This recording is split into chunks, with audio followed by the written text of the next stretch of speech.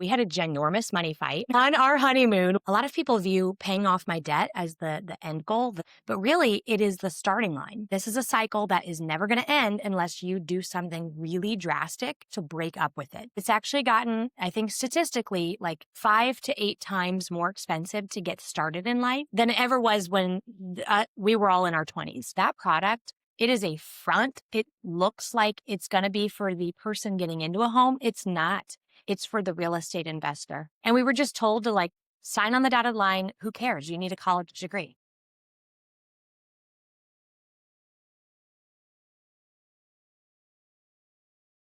Welcome back to the Catholic Woman Podcast. I'm your host, Marie Hanson, and I am so pumped for today's episode because we will be talking to Amanda Texera. And this episode is going to be so good. I think it's perfect for the holidays and the beginning of the new year, talking about money, debt, all things financial peace. But before we dive in, I do want to remind you guys, we are on YouTube now. I will leave the link if you're listening in the podcast to go subscribe over there. But we have a beautiful show where you can watch us talking to each other, see, the beautiful guests and all of that. So go subscribe on YouTube. We also have a Facebook group just for the Catholic Women Podcast. It's filled with beautiful Catholic women. I've seen some really cool posts. People have had help with their doctorate, dissertation, research, just really interesting stuff with a group of beautiful Catholic women. So if you would like to have that kind of community, I'll leave that note or that link in the show notes for you as well. All right, so we are so excited to welcome you to the show, Amanda. Amanda is the co-founder of WalletWin. And Amanda, I just want to say thank you so much for being here today first. Yeah, I'm excited to talk about this, to dive into this topic. Me too. I am a big proponent of financial peace. We are still working through the steps that you guys provide. I guess before we dive into all of the logistics of financial peace and what we're going to talk about today, for listeners who may not know you yet, can you share a little bit about your journey, what led you and Jonathan to start WalletWin, and why financial discipleship is such a core part of your mission?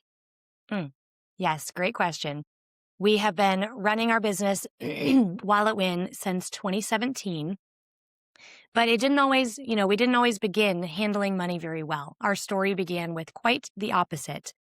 We got engaged back in 2011. And at that point, we realized we should probably begin having financial conversations, but we didn't know how to start that conversation. And there really wasn't a lot of direction. It definitely was not provided in marriage prep. And I'm guessing a lot of people relate to that. Mm-hmm. So this led us to a point where we kind of knew that we had different financial personalities. Like I was just more of a saver. My husband was more of a spender. And at the time, we were both fundraising our income, working for a nonprofit organization. We ended up getting married October of 2011. We go on a honeymoon. And this was the tipping point. Believe it or not, I had to check my email while I was on the honeymoon because I had a work project immediately that I was coming into right afterwards. So I checked my email once. Don't think I was, a workaholic sitting by the pool my entire honeymoon. Anyway, I checked the email and I got a notification that we had a mysterious credit card bill that was due for several $1,000s. And I asked Jonathan, what is this? And at that moment, his face kind of just goes white. He realized that he put the honeymoon that we were on, he was in charge of booking that and taking care of the details. He put it on a credit card that he'd opened brand new to get a few free nights on our honeymoon and make it longer. But then he forgot to write down that he opened that card. He forgot to write down the amount that he charged on that card. And we had no real plan of paying this card off. So we had a ginormous money fight on our honeymoon, which is so embarrassing.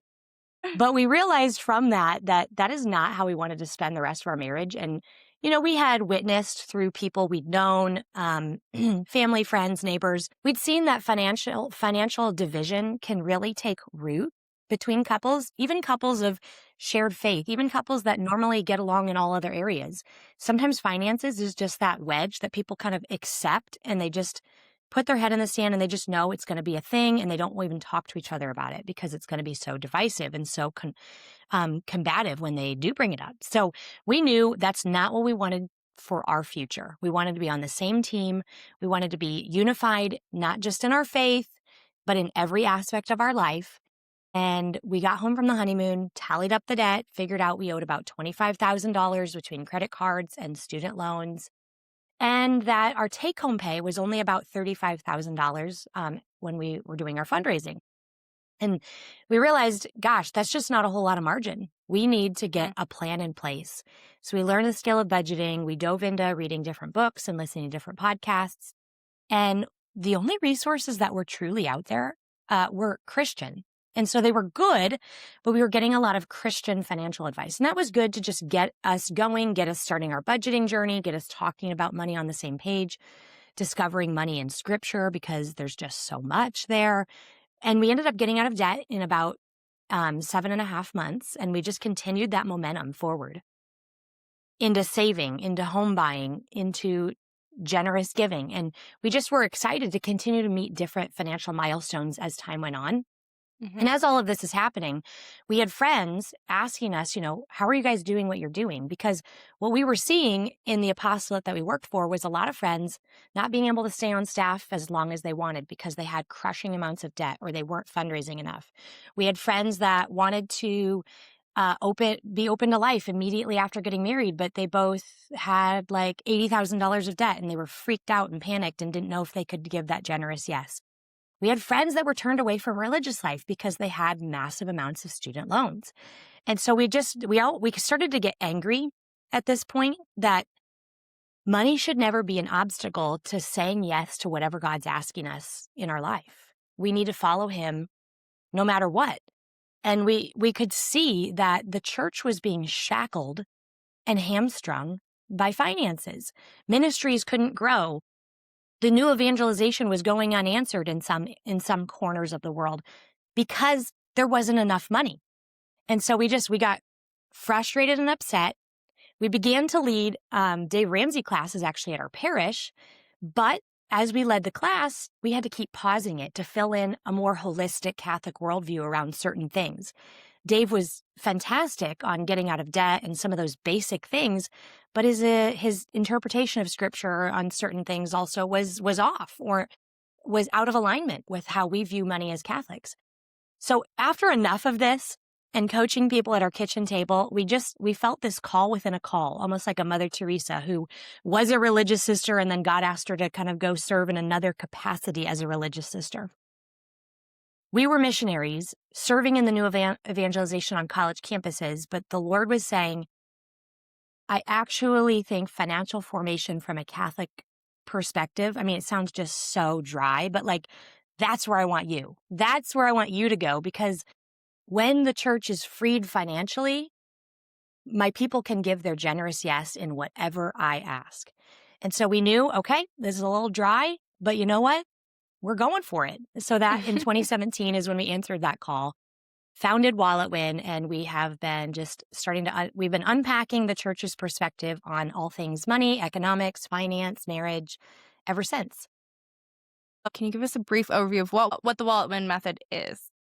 Sure. So I have a visual. For those who are playing along on YouTube, they can check this out when I find it. But essentially, the Wallet Win method is, of course, I'm not going to be able to find it here. It is the 4 financial phases and the 12 money milestones. And we created this because we didn't want people to feel overwhelmed. A lot of times when people feel that burden to just get their finances in order, they go on the internet and, they see trending reels, trending TikToks, and then they feel pressure to get 9 things done at once. They got to get their debt done. They got to get a budget. They got to start investing like yesterday. And they all of a sudden, and they got to buy a house immediately. They feel like they have to do a ton of things all at once. And that's overwhelming. Nobody ends up getting momentum then, and it just waters down your results. And then you give up. That's pretty much the story of most people kind of figuring it out on their own. The beauty of the method is that it just gives people that step-by-step conveyor belt, if you will, process of, great, you can look at our method and know exactly what financial step you're on. You check the box when you've completed it and you move on to the next one. They're bite-sized, they're not overwhelming, they keep you focused and directed on the exact next best financial step for you and your family and your situation. And it kind of helps you put those blinders on, if you will. so that you're not getting distracted by all the good things, but you're actually paying attention to the great things that you need to be focused on. I'm never going to find Mhm. this thing because usually my husband is the one who like locates it in the book. So Yeah, that's anyway, you okay. can go over to our website if you're a visual person and Mhm. you want to just see it mapped out for you, you can. But essentially, it starts off with figuring out those basics, think your money mindset, thinking with the mind of the church about money, and some of those preliminary steps of getting that habit and that skill of budgeting mastered. Do you have the proper insurance? Just kind of taking care of what's going on in your own home, right? Setting the financial Mhm. foundation. And then you're moving on to some of those more traditional milestones of getting out of debt and building an emergency fund. And that is where a lot of people spend a significant amount of time and they Yep. really start to feel proud of themselves getting those results. And then after that come those milestones of doing the investing. That can be a lot of fun, but a lot of people rush to that step before they're Yeah. ready. Home buying, which can also be a really fun, exciting journey, but it's kind of turned into a insanity fest over the last few years with lack of affordability. And Mhm. then, of course, saving for education costs for your own or if you have kids, and then being super generous and not just, you know, 10% of giving what the Lord's entrusting to you, but getting to a point where you can be radically generous and be giving well beyond that. And Mhm. so, all the way from the beginning steps to the farthest steps in your entire financial journey are marked out on our 12 money milestones.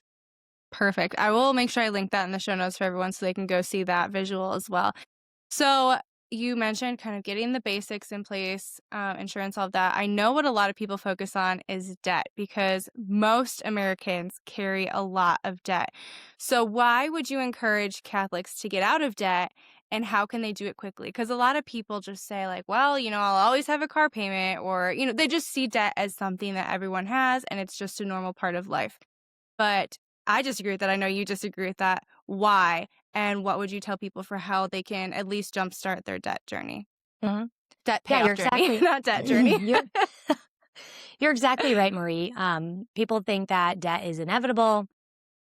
There's just no way around it. But when you begin budgeting, you begin really taking control of the finances given to you. You're more aware, you're in the know, and you're creating a plan for it. And so there really isn't going to be a need. If you're properly budgeting and you have your emergency savings and you're forward thinking about your money, there's not a need to go into debt for things. Particularly lifestyle expenses, like a car or um, groceries or vacation or hopefully not student loans, but that's a whole nother conversation. Mhm. Medical debt, etc. So we do work with people on how to get that organized and to get it paid off. We encourage people to use what we call the stack and attack method, where you're going to list out all of your debts, smallest to largest, regardless of the interest rate, and begin attacking the smallest ones so you can get the quickest win as soon as possible. And then the next time that you go, the next budget, you scrape up a little bit more money. Maybe you've eliminated one of the debts, and so now you don't have a minimum payment on that. You can combine that with what you have in the next budget, and you can move forward at paying that next smallest debt. We did this, and now we've taught thousands of people to do the same. And it lights our brains up. It gives us that reward center of our brain, all the light up that it needs. And it reinforces those good habits. Our brain says, okay, I budgeted, I worked that side hustle, I trimmed up grocery spending, and then I got this result. And so it makes you want to keep doing that. It makes you maybe even want to do more. And it helps you to just develop those strong habits that are really a force to be reckoned with as time goes on and those compound. And those habits don't just leave you once the debt is paid off. They can then be turned positively towards all of the milestones that come after paying off debt. A lot of people view paying off my debt as the end goal, the it's the touchdown, but really it is the starting line. There's a whole lot of life after debt. And I think most people just aren't even aware that there's other things they need to be focused on and doing, but it's all kind of out there after the debt is done. Because what debt does is it ties us and it ties our money up into the past. It's perpetually always paying off the past. And our money then is not free to work for us in the present moment, and it's not free to work for us in the future. And that right there, it's really the reason that a lot of households just feel an immense pinch and a lot of pressure over the last several years, particularly with inflation. And so we have every quarter, I swear, I read every single quarter for the last year and a half that we keep having the highest credit card delinquency rate that we've ever had, and that the balances being carried on credit cards just keep growing. And I know that times have shifted, and it's not always just people throwing, an irresponsible vacation to Disney World on it anymore. It's groceries and clothing for their children and school tuition. These are the things now going on credit cards, and that's scary for people. But it is important to realize that this is a cycle that is never going to end unless you do something really drastic to break up with it. You need to draw that line in the sand, decide that there's no new debt. I'm not putting anything else on the credit card. I'm not getting another car loan. I'm not taking on a medical IOU. I'm not taking a loan from my cousin's brother's aunt, and just deciding that this is not a lifestyle you live anymore. And what happens then is that if there's an emergency or there's an unexpected expense or something comes up, and your brain can't just take that easy default of, I guess, charge it on the Visa. It starts to ask different questions. How might I be able to afford paying for that, car repair that needs to come up? How might we be able to pay for school tuition? You start to ask different questions, and then that influences the next steps that you take, and you might be doing creative things that you never would have even considered if the credit card bailed you out in an instant, or the HELOC just paid for it.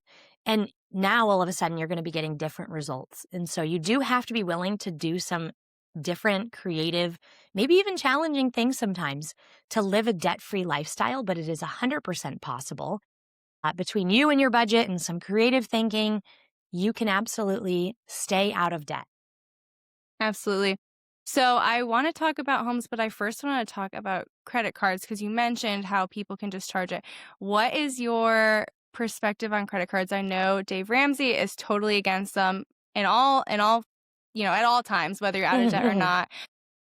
I guess I tend to believe that just because I know in our experience, we were spending probably 12 to 15% more when we were using a credit card versus doing debit, just because you can add, one more thing to your cart and that $10 to $20 every time adds up and you don't even realize it. So it's just been like life-changing for me to stop using credit altogether. But I'd love to know your take on that because I know people see the polarizing reels of Dave Ramsey, who is like, no credit cards ever, ever. And I just would love to know what your thoughts on credit cards are. Sure. Yeah, we actually did a podcast episode on this, and we got a lot of flack and a lot of heat from it. So how we approach it, we were breaking down, like, what would the church's stance be? Is this something that can be a product that a Catholic could have and utilize prudently and responsibly with virtue? And the answer to that question is yes, but we had a ton of caveats, right, in the way. And so, like you said, you oftentimes overspend when you have a credit card. Just the sheer fact of it feels a little bit removed, and then the bill doesn't really I don't even think about this until a month later. 6 weeks later, I'm now sitting here and I see this Costco trip for $575, and I couldn't even tell you what it was anymore. Yep. So it takes this distance, and that's not a good thing for our money. We need to feel our money, touch our money, see our money. And there's brief studies. I think that the credit card companies have a vested interest in a lot of studies not being revealed or seeing the light of day. Yep. But the few studies that have been done show that some people have paid up to 50 to 100% more on a purchase if it went on a credit card versus a debit card. Wow. So I do want people to be aware that when I talk about could a credit card be useful for somebody, if you are somebody that is currently in debt and is paying interest on a credit card, the answer is 100% no. Credit cards are not for you. You need to be done. You need to close them all, freeze them, cancel them, and you need to get different wiring in your brain before you can even entertain this as a possible option down the road. So I'm assuming that's happened. for many years, I think for the first like 8 or 9 years of our marriage, yeah, that was us. We just, because we were paying interest on a card early on, we didn't want anything to do with them. We were done. Then eventually we did get a card. And we were kind of experimenting, is this something that is useful? Are you going to overpay, etc.? And so we don't put a lot on the card, but what we realized is that as long as you are putting only budgeted for expenses on the card and then you're paying it off immediately, even before the payment date. So it's literally just a tool. It's where you're, putting money through for a day or two and then you're still feeling it. That is fine. But I did notice there was still some we still paid a little bit more. Mm-hmm. And so we had to ask ourselves, is this really worth the 1% cash back? Is this really worth the credit card or the airline miles or whatever it was? Mm-hmm. And the answer was pretty much no, unless there was a really special circumstance. So it's not really a strategy that I encourage people to use. I don't think it's going to be the deal breaker it's not going to be the thing in your life that makes the biggest difference. But some people have fun. It's kind of their hobby to like travel hack and to do all these things. And for those people, as long as they're aware they're probably overspending, they are paying it off. They're only putting budgeted for things on it. They're paying it off immediately. If that's a hobby that they want to spend time sitting around organizing, it can be done responsibly and prudently. I've seen it done well, but it's going to be like a very small fraction of people that are really that type A, kind of hyper, super organized, kind of nerdy people, if you will, Mm-hmm. like they live in spreadsheets. They love data. They like tracking kind of stuff like this. That's almost nobody I know. Yes. So just be aware of that, that it's probably not for you. You're going to see some influencer on TikTok telling you about how they flew to Greece for free, and you're going to want to do the same thing. But they're not telling you all the behind the scenes things. They're not telling you the 25 hours it took to organize and manage it. And for most people, if they just spent 25 hours on a side hustle or at work, Oh, yeah. they would have made more and they could have just paid for the dang ticket. So you just always have to be aware the time that you're putting in is not free. The time you're putting in counts against the benefits that you're even getting. And then there is the not insignificant issue that a decent bit of these rewards that are handed out, some of them are funded just by, people swipe the card and then the merchant fee goes to Visa or to Amex. But a portion of it came from somebody else who couldn't pay their card off. So there's also that moral conundrum of, I'm not directly causing that, but I am now indirectly benefiting from it. It's a layer removed, so it's not like you need to take it to confession, but for some more sensitive consciences, that's going to be an automatic no. Yep.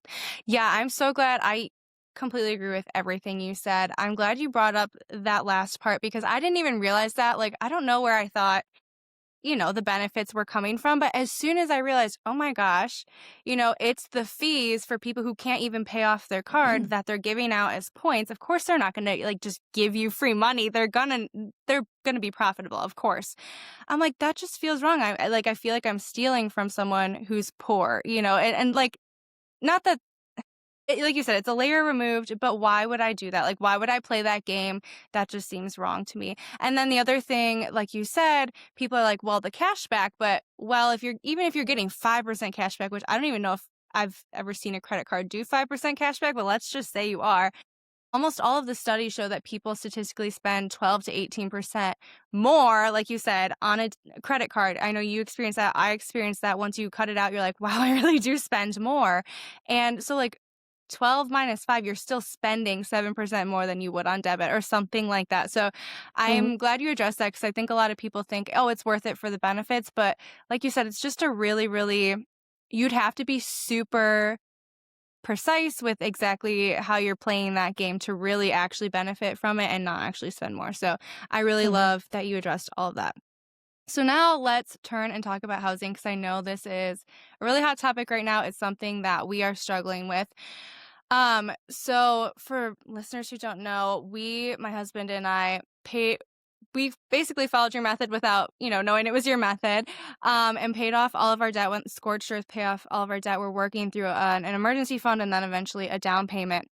But it just feels like it's continuously getting further and further out of reach. So we got married in 2021. So we had no shot at getting into the housing market before it almost doubled in price. So starter homes, at least in our area, are like 350,000, and that's not even for a nice house. That's for a house that needs work. And it Mm-hmm. just feels like we're never going to get there because the amount of a down payment we'd need to be able to afford that mortgage. And I understand houses haven't creeped up a ton in the past year to two, thankfully, because it was crazy the past couple of years before that. But yeah, I personally feel really stuck, and I know a lot of my peers as well. A lot of young people today with young families, like we have 2 kids in a tiny apartment, and it just feels like it's going to be that way forever. So, what would you like to say, I guess, about the housing market? And then do you have any advice for people who are just feeling discouraged, even though they're being very diligent about trying to steward their money and get to an emergency fund or get to a house? Mm-hmm. Yeah, I love that you brought this up. I love that you asked this question. Honestly, I think it's just not even talked about enough of what is going on for our young people right now. And, a lot of people that are older, like elder millennials, Gen X, boomers, like they don't want to admit that it's actually gotten, I think statistically, like 5 to 8 times more expensive to get started in life than it ever was when we were all in our 20s. And that's Mm-hmm. a huge problem. It's a huge problem in the church. It's a huge problem in society. And we can only exist like that for so long before something really bad happens. So the housing affordability has certainly been one of those really tough situations. We often joke that like we couldn't even rebuy our own house that we're in, Yes, my that we parents built. say the same thing. It's so funny. Yeah, like you mentioned that starter home that needs work. I mean, back in 2016, we built a 5-bedroom, 3,000 square foot house. It was less than what you even mentioned. And I feel like, Crazy. oh my gosh, how is this possible? And I see it in our area too. I don't even Mhm. know. I don't even know how people are buying homes in our neighborhood. Mhm. I'm always like, what do they do? Yes. I feel Do like you they need to be a like doctor to get a tiny home not nowadays. even? Not even like I'm like it's beyond that, let alone if they live in like Yes. Denver. I'm like this is like, yeah, your parents liquidated like their retirement account to Yeah, buy that or something. exactly. I swear to you. There's more going on than meets the eye. Um the good news is that there is a lot of chatter going on. Our economy has been super all over the place the last Mhm. 5-6 years. All over the place. So ever since Yep. COVID, there's been a lot of manipulation going on behind the scenes, economically, on the world stage. There's been a lot happening. News on the street is that in 2026, they're going to, turn back on the printing machine, the money machine, and there's going to be more money going into the economy and interest rates are going to come down. So that's going to be an aim in Mhm. 2026. So for those people who they're at the stage of home buying, they've gotten out of debt, they're budgeting, they have that emergency savings of 4 to 6 months expenses set aside, saved up, ready to go. I would begin just tucking money away for a down payment in the instance that when things do lower, you are just ready to strike while the iron is hot. You need to be in that situation. And we were in a completely different scenario back in 2014 when we bought our first home, but we did buy it in Denver. And that was kind of like almost the last good time. And things were going really, really, really quickly. Like it was the era of houses selling in like 7 hours. Wow. So it was scary. And every single month they were going up by like $10,000. So I'm thankful for that God started us on our journey so that when we got to that milestone, we were going crazy saving money and that we were able to strike when the iron was hot and just get into something. And we're not in the era where we don't exist in those conditions right now and houses are sitting. They're just sitting. And so prices will begin to come down. But we are, if interest rates do come down, there will be that weird tipping point. It might be a couple of month window, but prices will then start to go up again, if that makes sense. So it's like we're going to be in a little bit of a dance. Like if interest rates come down, those prices are going to go back. So we're kind of in an era where things are kind of slowly creeping down, but then it could switch. So that's why I just encourage anybody that if this makes sense, start saving heavily right now. Like do anything you can to set money aside. And I know that you mentioned that you guys are budgeting. And it's tough that sometimes there's unexpected things that happen in our budgets and we don't get to set as much money aside. I do want to encourage people to just be aware of all the potential things that could still come up so you don't get discouraged when they come up and you feel like you have to rob your house fund. So in your budget, just set aside money in the category of like car repairs. Set aside money for medical costs, and paying deductibles or getting supplements or just the things that whenever they come up, I don't want people to get mad and be frustrated. Just have money tucked aside for those things. And then the rest of it you can put into your house fund and hope that the moment comes sooner than later where those interest prices drop and there's a house that meets your affordability.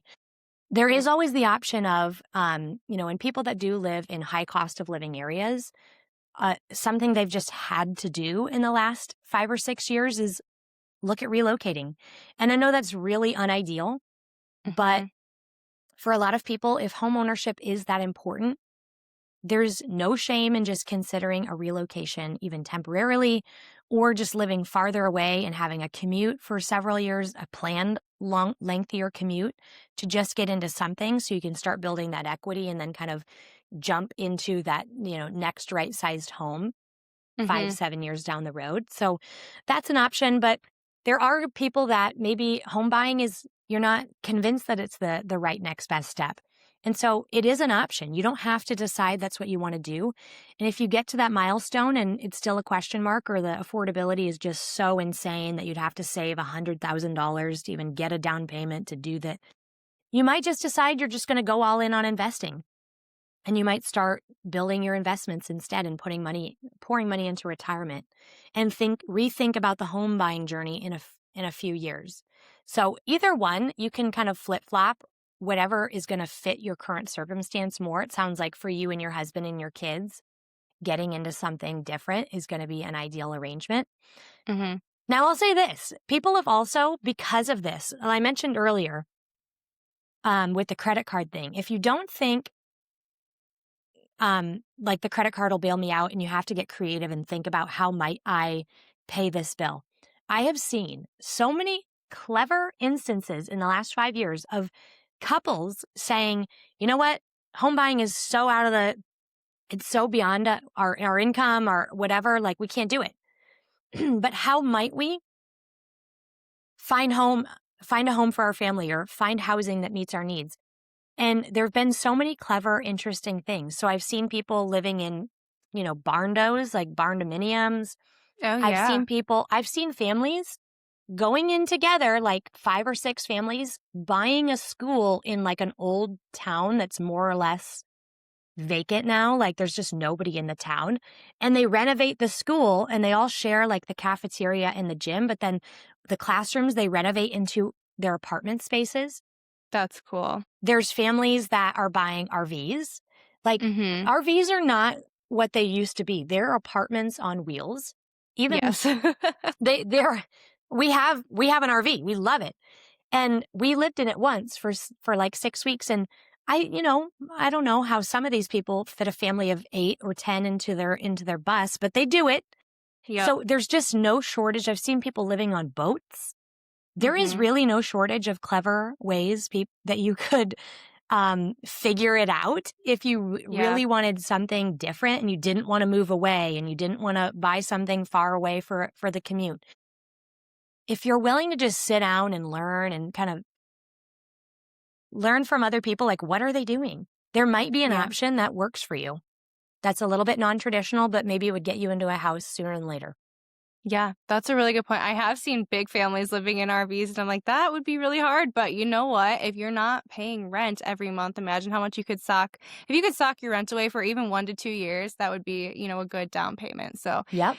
Oh, yeah, yeah. that's really good. That's really good to know. And yeah, for us, it's always like, glad to be out of debt and we can cash flow things. But like yesterday, my husband had a $3,000 car repair, and it's just like, and then, so this month we can't save anything, and it's Yeah, yeah, just yeah. it's things like that. But they come up, and it's medical expenses, and it is, they're part of life, so it's not ever like fully unexpected. But it Mhm. definitely stings when you're like you don't see your savings account balance move at all, and it's just stuck, Yep. which I know a lot of people have been feeling too. So I'm glad you Yep. addressed that. And yes, with the interest rates coming down, that would be good, but then prices will spike again, which is tough for people who already can't afford homes. Do you have Mhm. do you suggest people do like 15-year over 30-year loans? I know now they're going to have 50-year loans. Do you Oh have my thoughts on gosh, there was a that? 50 that Just one. that sounds horrible No. to me.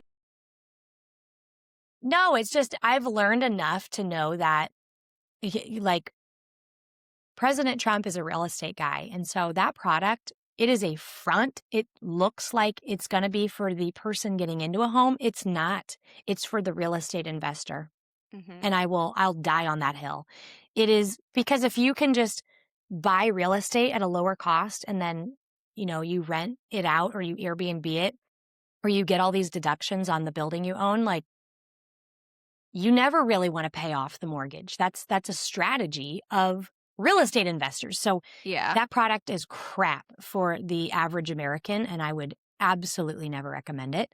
It is for Mhm. banks and investors, and Yep. that's just the truth of it. And the more that we wake up to that reality that even the debt situation, it's pretty much all just us giving money to the 1%. Just be Yeah, aware of making that rich richer. Yeah. and get smarter Yes. and be done with that. And Yes. you need to like work on, your own family economy, not building up Yes. the economy of others. So, um, I forget the question now. Oh, 15-year fixed Y is what we typically recommend. So Okay. have people, there have been people that just in a high cost living area, whatnot, they've had to get the 30-year. But if you make one extra payment on a 30-year a year, it makes it a 23 automatically. Okay. So that's getting you there. I Mhm. wouldn't, again, we don't recommend it, but I do understand that sometimes it just has to happen. Yep. The 15-year is going to get you as efficiently into the property as possible, but that is tough when the housing prices have been what they have been and the Yes. percentage rates have been what they have been. Yes. No, thank you for answering that. I mean, when we ran the math on 15 versus 30, the extra interest you would pay, we could rent for 13 years at our current rate for. And it's like, wow, if we could just rent for even 5 years extra, imagine all the money we'd save in interest. But the Right. other game you're playing is like these housing prices are so high. And like, are you ever going to get in if they continue to go higher? And so it's just this, you know, game and a little bit of a prayer of like, which is the best option for us, in this Hmm. situation.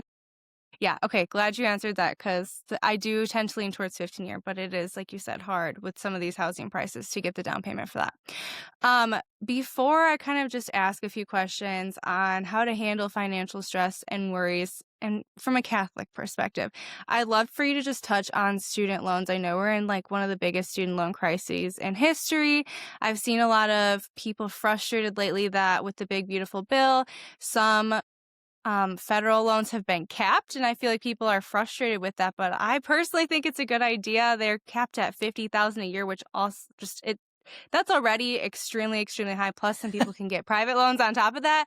So for people Ah. to be mad that they can't get more than 50,000 a year for even like a graduate degree, like to me, that just I can't fathom taking out that much. I understand people are like, well, Hmm. PAs and doctors. I get it. My sister's a PA. Like, I get it. And I get that schooling is expensive, but there's got to be a better way than borrowing more than 50,000 per year for that kind of degree. Hmm.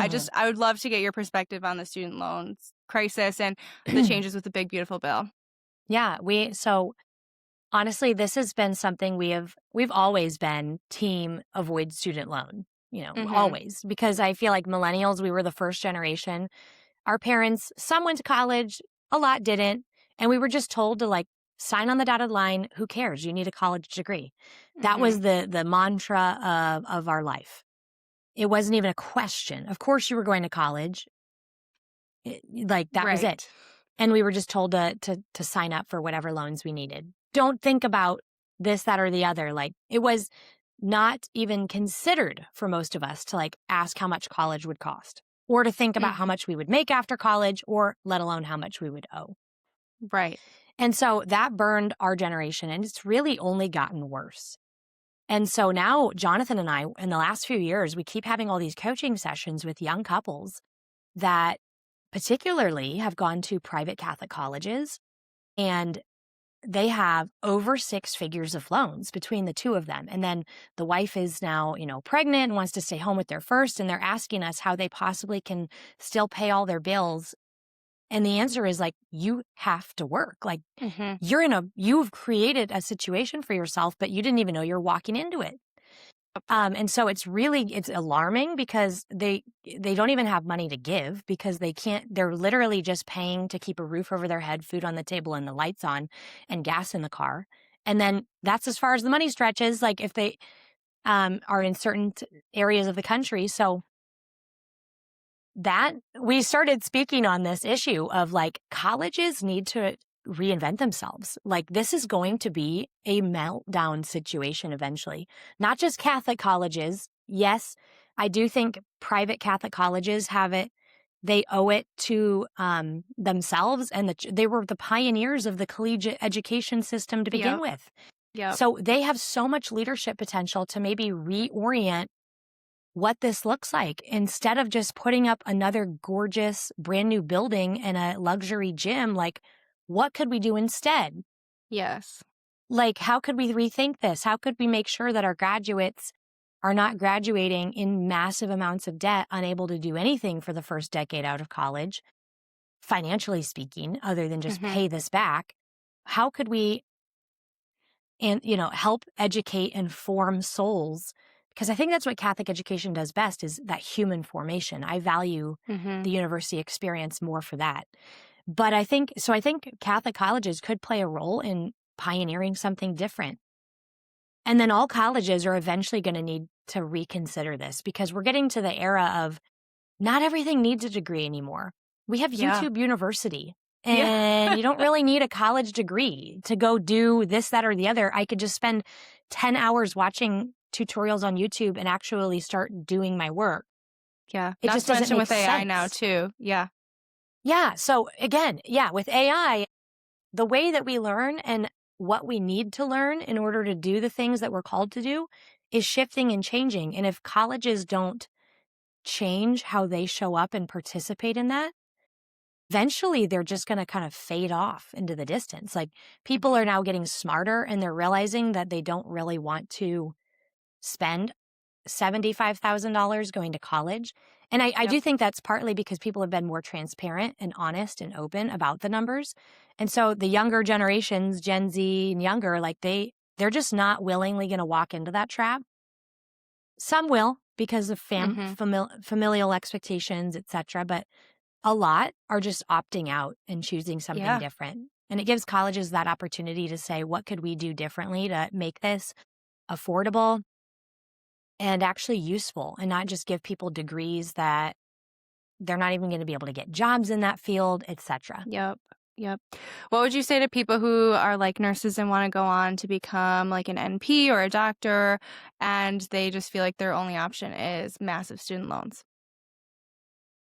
That it's a tough situation. I do know that happens. I am a nurse. I have a bachelor's in nursing. And so I discerned that path. I ended up choosing missionary work instead. But there was a time when it was, do I go on for that master's?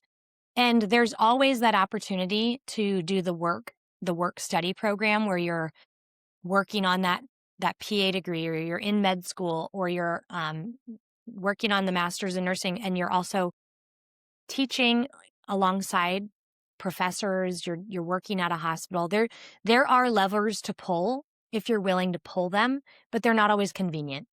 So I would do whatever I could to avoid loans. And so I would be the one seeking out these odd opportunities and going for them. I'm just not going to walk willingly into debt. And so I understand why people do it the other way, but then we are at the era of like, I'm seeing doctors even now. They're not even, people used to think doctors were the rich ones. I'm seeing the Oh numbers. yeah, they're They're struggling. $200,000-$300,000 in debt. And then the housing costs they're really not making that much anymore. Yeah. So, and if they didn't have $10,000 a month that they were paying towards, loans, it would really Mhm. make a difference. I Yep. just can't encourage that people do it. Encourage leaving no stone unturned to avoid debt. But then if there is absolutely no stone left, it could be something to run the numbers on in the most minimal capacity possible. Love that. And I love that you said there are always levers to pull, but they're not always convenient. That is the truth with all of this, with financial freedom, getting out of debt. I mean, I hear so many excuses of why people can't. I'm like, no, you can. Like, you absolutely can. For us, it was I had a 19-month-old and a newborn, and my husband was gone 6 a.m. to midnight working two jobs, and I was nannying 3 kids. And it was, we did what we had to do, and you can do it. And it's not convenient. I don't even remember most of those days because my brain blocked them out, but you can do it. And that's exactly it with the student loan thing too, is I feel like there are just so many different levers to pull that people just aren't willing to because they're hard. Mhm. But that's exactly getting into Catholicism now, doing the harder thing is often what we're called to do in Catholicism. Not to unnecessarily burden ourselves, but that is, Mhm. to walk that path with Jesus and carry your cross. So let's turn to a couple Catholic things really quick. So what saints Yeah. do you turn to in times of financial stress or worry? And it's changed over the years. I think lately it's Zaley Martin, because she was Yeah. also a business owner and she was always griping about her business. But like, she also, I relate to it so much, of like, sometimes the business is booming, it's going well, but sometimes it's not. And you get into a situation where it's like, well, we're in a little bit of a dry spell and we owe our staff their salary. I guess we'll pay everybody except us. Like, Yep. we've 100% been there before in our Yeah. business. But it's the right thing to do. And so anyway, I just relate with her so much, her financial integrity, her generosity, her savviness.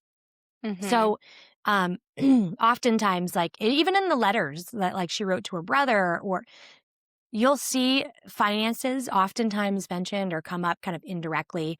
Like, she tells her brother to like pitch her husband for a business investment idea right now because he's in a good mood. Like, that they were financially like united, but she also respected her husband, but she knew that she had influence too. So Yeah. I've loved examining not only just their romantic relationship and the way they parented together as a team, but even how they were business partners, because he did sell a business to then come work with her and hers. I love that. So I love that story. I loved St. Catherine Drexel. I can't Mhm. relate at all with her story because Yeah. her story was that she was just a wealthy heiress, like being privately tutored and flying all over Europe. And, Yep. eventually, like, Wouldn't it be eventually God nice? asked her to like leave it all and just Yeah. and spend her entire life serving the poor. I'm like that. But Yeah. she was so savvy and she was always just so, yeah, just she understood money's purpose, and she Mhm. was never just manipulating it for herself. She was always Yep. putting it to work. So I really admire that about her, someone who had everything at her disposal, but she made it work hard for the kingdom. Mhm. I love that example. Um, Another one, different chapters for us. St. Anthony. There's times when you're like, where's the money? Like, Yeah. where it doesn't seem to be in my bank account, St. Anthony, but can you go find it? Because I know God Mhm. has it in his kingdom somewhere. And Yep. he's waiting to bring it to us so we can say yes to whatever this thing is that we feel like he's asking us to say yes to. So can you go locate that, St. Anthony, and just come back? That'd be great. So, I thought the, of that. That's so creative. so It's there's out there. that. There are billionaires.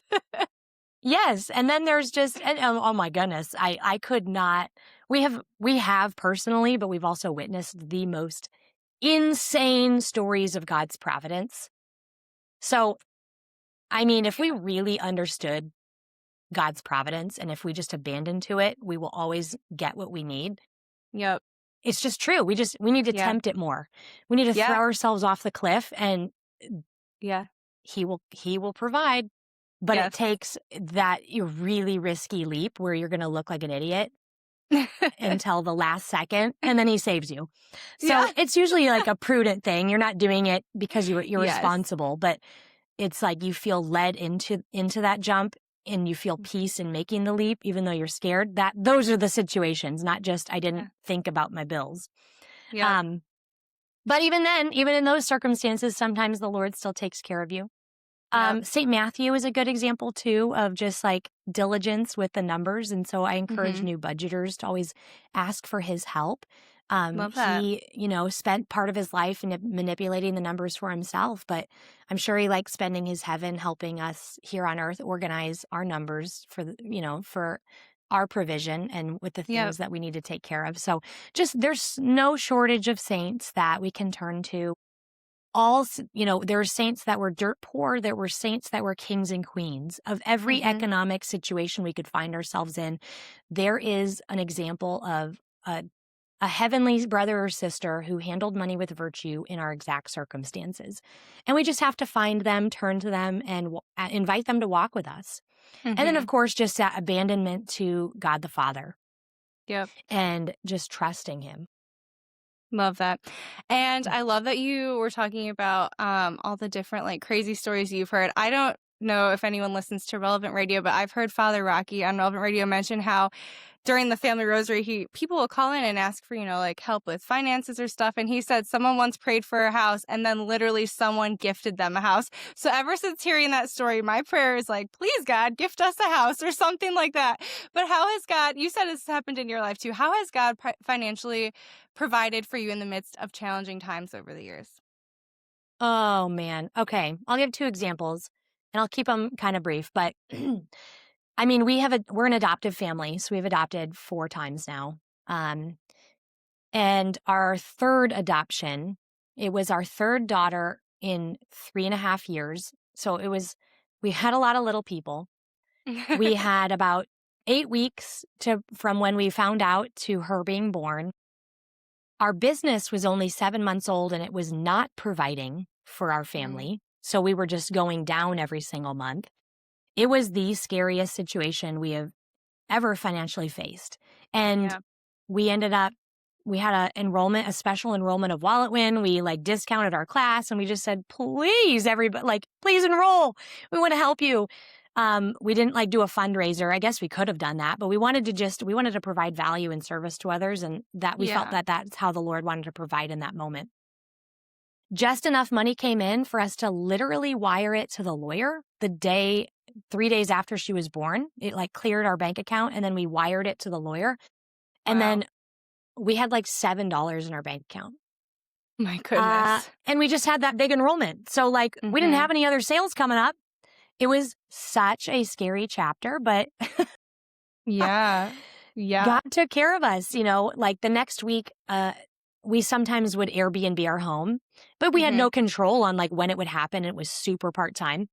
Somebody requested to come Airbnb our house. There was always the next little thing. Yep. And it took us probably a year and a half to rebuild from that moment, but we knew how to rebuild. And so it wasn't this devastation. We just restarted, and we've restarted many times over the last 14 years. All right, here's a super teeny tiny one that shows the level of detail that God will go to. So during the pandemic, everything was getting scary and a little bit people were being laid off. This was I'm talking spring 2020, right? People are getting furloughed and laid off, and people were slowing down their enrollment in our class, and we didn't know what it was going to mean for our business, and we didn't know anything. And we were feeling those fears. We, had enough, but we just weren't certain about where things were going to go. Yep. Jonathan, we opened a bag of goldfish one night, and inside of it, there were 3 goldfish stuck to each other. Just one fish and then the next, and they were all kind of like 3 fish stuck together. And it was just the stupidest, silliest thing in the world.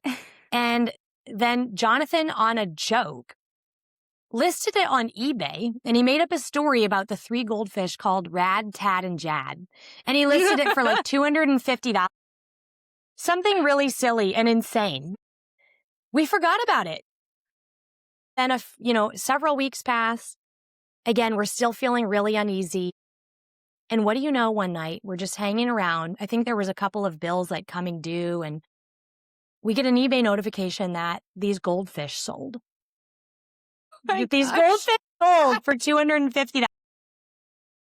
And we laughed hysterically.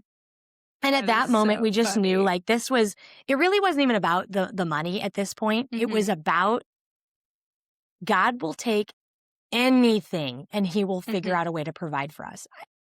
These stupid goldfish crackers. Yep. That's hilarious. And it was probably because somebody read Jonathan's description and thought it was super funny, and that was it. Yeah. But so, we've gone through like legitimate moments where it feels like you're just on the tightrope balancing all the things and your inevitable demise is lurking beneath you. Like, we've had real moments of real financial stress and strain.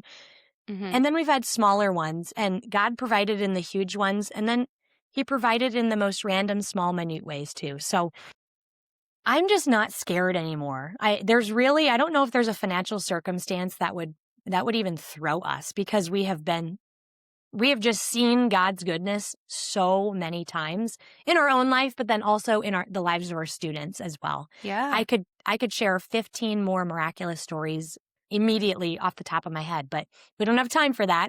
But just know that really, if you are being a good steward, you're being prudent, you're being financially virtuous, you're handling your money wisely, and there is a moment where you're not sure about the future or you feel like there's not enough, just know that, one, God can even use our financial suffering to sanctify us and transform us. And oftentimes, he will use a financial cross or burden to increase our capacity to trust him.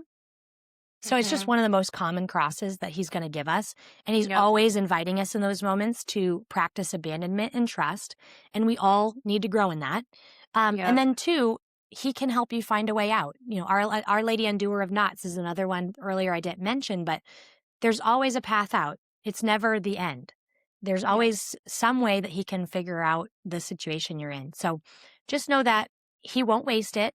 He's ready to grow you and transform you in that cross. And he is ready to provide for you. And it might be hard, and it might mean humiliating things happen, and maybe a embarrassing situation happens, or you lose a job or whatever. But in God's economy, it's all usable. And then he's always ready to provide the next situation for you to say yes. Oh, I love that.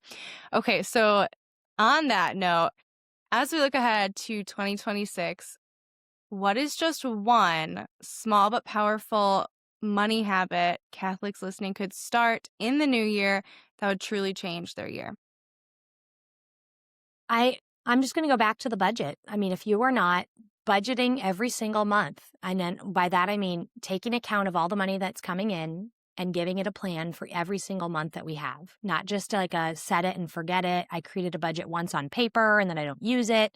This is like every month you're putting money into categories, and then through the month you're using that to inform your spending, and you're keeping track of things, and you're reconciling that your budget matches your bank account. I'm talking using the budget.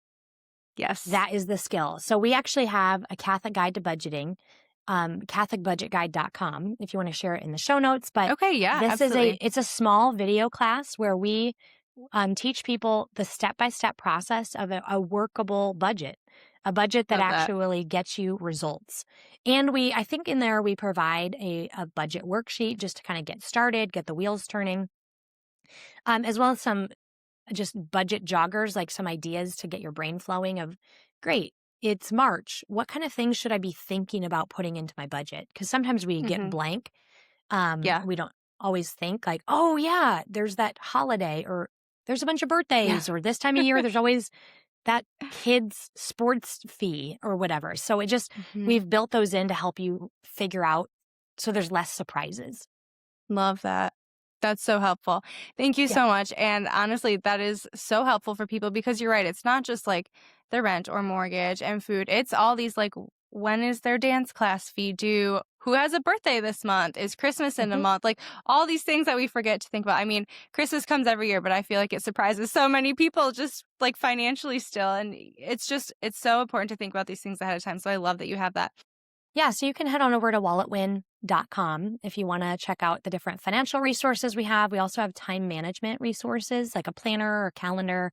We're getting ready for the 2026 year. So we like to help people steward their time and their money very well. And then we are at WalletWin wherever you're on social media. So on Instagram, Facebook. We are on TikTok, and we have fun over there. We do things over on TikTok that we don't share on other platforms.